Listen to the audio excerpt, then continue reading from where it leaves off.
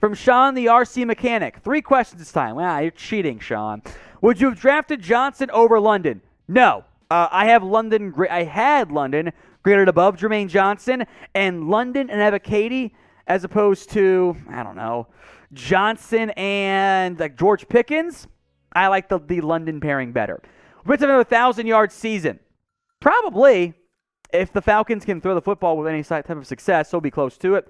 And will Ebeketie help the Falcons pass rush? Yes, he will. He's a good football player. I like a lot of what the Falcons did in the draft this year. From Drewski, what can the Patriots get for N'Keal Harry? A bag of salt and vinegar potato chips. It's kind of about it. No one wants N'Keal Harry. And the reasoning is pretty straightforward. He's bad. These are the career stats. Great job getting this up there, producer Jeff.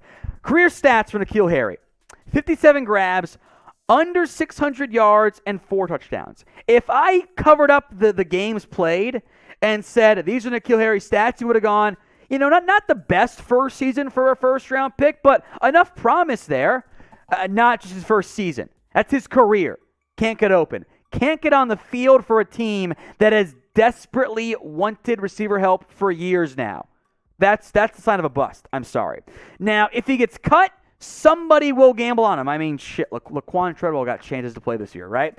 8 teams that I think at some level are still in the market for receiver help. The Bears, they're signing all of the cast-offs. Makes sense. The Browns, if you want to go with a sleeper team there. The Colts, Falcons, even after the Bryan Edwards trade, could still use some more help. Green Bay, their number 1 is Allen Lazard.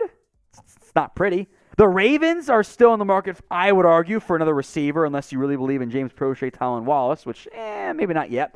The Vikings, if they don't trust KJ Osborne. And Tennessee, sleeper team there, given that they have AJ Brown, or they traded away AJ Brown, have Robert Woods and Treylon Burks, and not much else.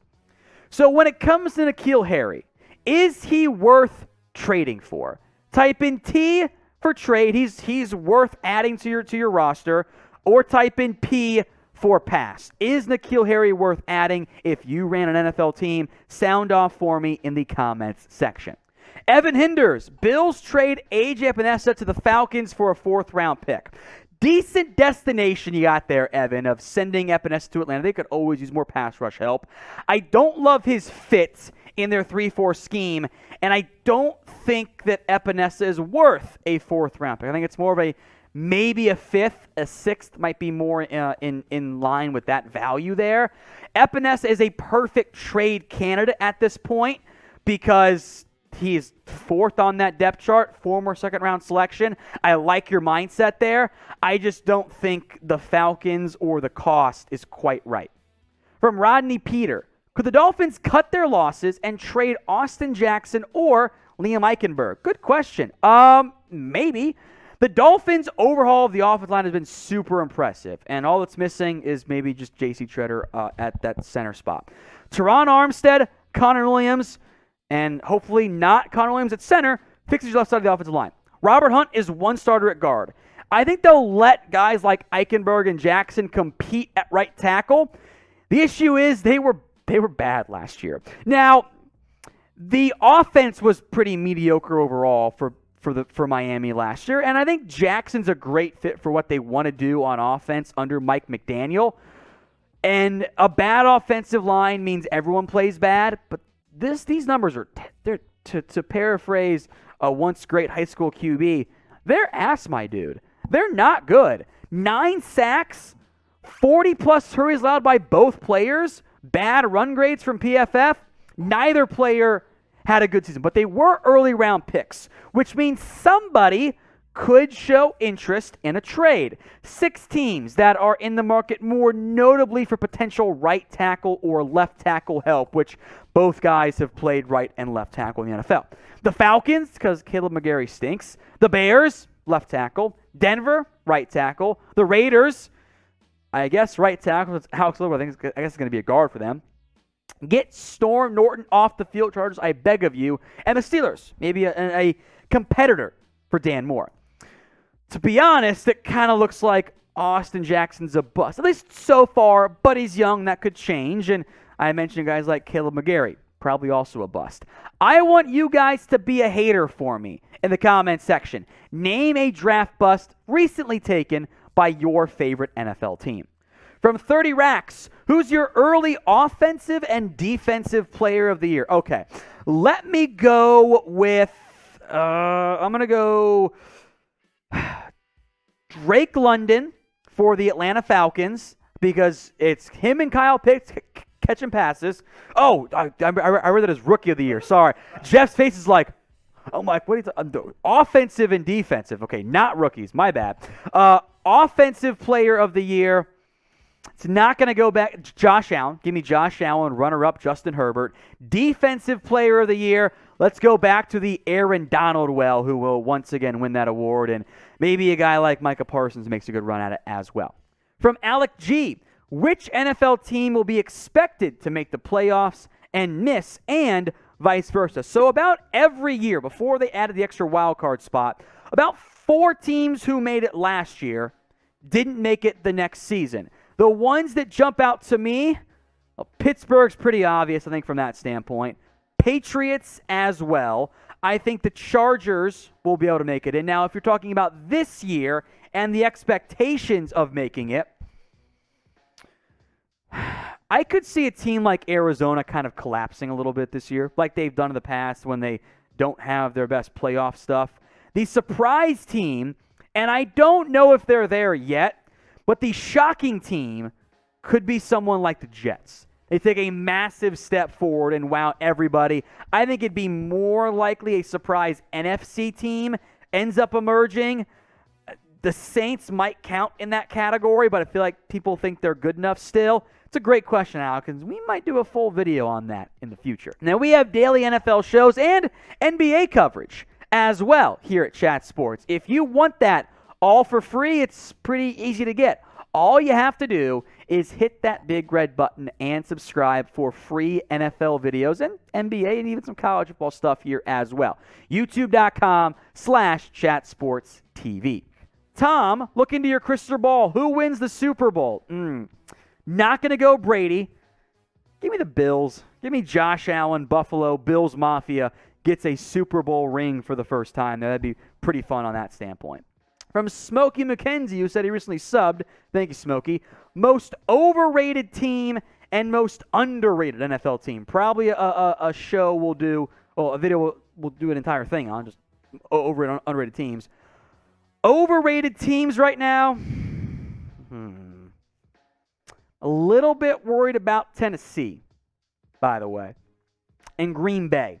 Now, the NFC side from Green Bay, they'll win the division. No problems there. I'm worried about them. Underrated teams that I see out there?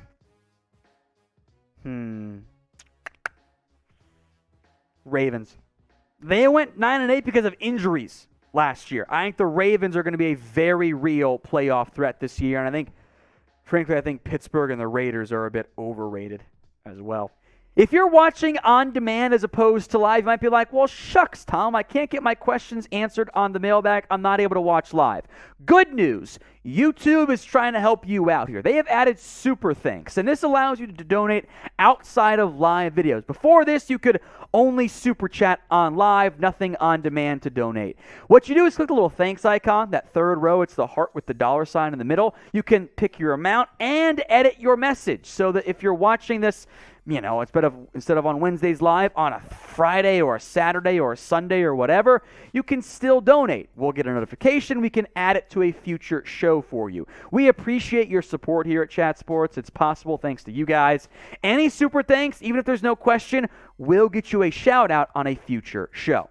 From KD, guess for comeback player of the year. I'm going to go with Derrick Henry. I think that's a pretty safe bet from that standpoint. Jameis Winston will be in the conversation as well. Deshaun Watson should be. I wonder if the voters will say no matter what to Deshaun. Beyond that, Christian McCaffrey is probably maybe a bit more under the radar than you expect. Bet looking at the odds here, he's tied for 5th. And I'll throw Michael Thomas in that conversation as well. Super chat again from Taylor Holland. NFL underdog for AFC and NFC Rookie of the Year. Alec Pierce on both sides of the ball. Okay, so there's a long, in-depth question here. We'll throw in AFC underdog for Rookie of the Year for Alec Pierce. That's fine with me. Beyond that, and I guess I got to do defense too. That's fine. NFC underdog for Rookie of the Year. How about Kenneth Walker? How about the Seahawks who want to run the football a lot? He gets that award over, I think, the betting favorite right now in Drake London. We can roll with Alec Pierce for AFC. For NFC Rookie of the Year and Defensive Rookie of the Year, I mean, Thibodeau's, I think, pretty clearly your betting favorite from that standpoint, so I don't want to go too far on that. Or maybe Hutchinson is your betting favorite, actually, now that I think about it more. So I'm not going to go Thibodeau. I just want to make sure I want to go beyond the normal route there. Stingley's too obvious. Is Kyle Hamilton cheating, Jeremy? Is that cheating for me? Because that's my guy. That's cheating? Okay, I got to go deeper. Okay, Trent McDuffie in the AFC, because I'm a big fan of his game. In the NFC defense, how about Andrew Booth of the Vikings? I think Booth could play a big-time role for Minnesota. From FCX, Will Anderson or Jalen Carter. So this is Bama edge rusher Will Anderson and Georgia defense lineman Jalen Carter. As we sit in the way too early process, two of the best players in next year's draft class. No wrong answer. Carter's going to be a stud, so is Anderson. But had both guys been draft eligible, I think Anderson would have been the first player taken in this year's class, and Carter might have been number 2, to be honest. Anderson is a stud. I think he is the best player in all of college football, and I thought he was that last year as well.